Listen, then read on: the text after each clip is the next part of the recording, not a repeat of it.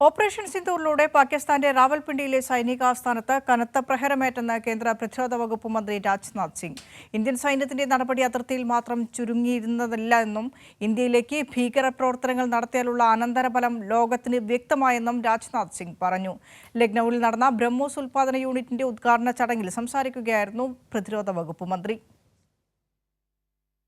Operation സിന്ദൂറിലൂടെ Indian സായുധസേന നടത്തിയ പ്രതിരോധ നടപടികളെ പ്രകീർത്തിച്ചുകൊണ്ടാണ് പ്രതിരോധ മന്ത്രി രാജ്നാഥ് സിംഗ് പാകിസ്ഥാനേറ്റ തിരിച്ചടി വിശദീകരിച്ചത്. ഇന്ത്യൻ സൈന്യത്തിന്റെ നടപടി അതിർത്തി മേഖലകളിൽ മാത്രമായി ചുരുങ്ങിയില്ലെന്നും പാകിസ്ഥാന്റെ റാവൽപിണ്ടിയിലെ സൈനിക ആസ്ഥാനത്ത് അത് ഉച്ചത്തിൽ പ്രതിധ്വനിച്ചെന്നും രാജ്നാഥ് സിംഗ് വ്യക്തമാക്കി. സൈന്യം കൃത്യതയോടെ ഭീകരവാദ കേന്ദ്രങ്ങളെ മാത്രമാണ് തകർത്തതെന്നും പ്രതിരോധ മന്ത്രി കൂട്ടിച്ചേർത്തു. ലക്നൌവിൽ നടന്ന ബ്രഹ്മോസ് ഉൽപാദന യൂണിറ്റിന്റെ ഉദ്ഘാടനത്തിലായിരുന്നു മന്ത്രിയുടെ പ്രതികരണം. ऑपरेशन सिंदूर को पाकिस्तान में मौजूद आतंकी ढांचा ढहाने के उद्देश्य से लॉन्च किया था।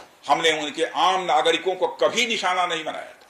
भारतीय सेना ने शौर्य और पराक्रम के साथ साथ संयम का भी परिचय देते हुए पाकिस्तान के अन्य ठिकानों पर भी प्रहार करके करारा जवाब दिया है। हमने केवल सीमा से सटे सैन्य ठिकानों पर ही नहीं कार्रवाई की, बल्कि भारत की सेनाओं की धमक उस रावलपिंडी तक सुनी गई, जहां पाकिस्तानी फौज का हेडक्वार्टर मौजूद। ഓപ്പറേഷൻ സിന്ദൂറിന് പിന്നാലെ നിരപരാധികളായ സാധാരണക്കാരെയും ആരാധനാലയങ്ങളെയും ലക്ഷ്യം വെച്ചുള്ള പാകിസ്ഥാന്റെ ആക്രമണങ്ങളെ രാജ്നാഥ് സിംഗ് രൂക്ഷമായി വിമർശിച്ചു.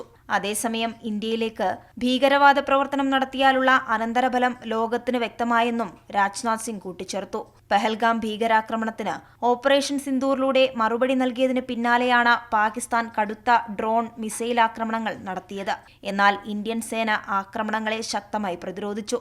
3 ദിവസം നീണ്ട സംഘർഷത്തിനൊടുവിൽ വെടിനിർത്തൽ ധാരണയായതോടെയാണ് അതിർത്തി മേഖലകൾ ശാന്തമായത്. കൈരളി ന്യൂസ്, ദില്ലി.